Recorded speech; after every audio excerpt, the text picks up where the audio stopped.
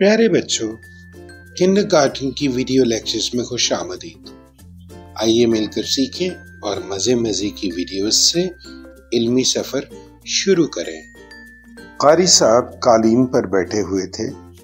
कारी साहब ने कासिम को पास बुलाया और उसे तोहफे में कलम दिया।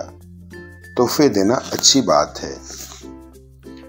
आपको पता है कि तमाम चीजें आवाजों से मिलकर बनती हैं। कारी साहब, कालीन, कलम। कारी साहब, कालीन, कलम।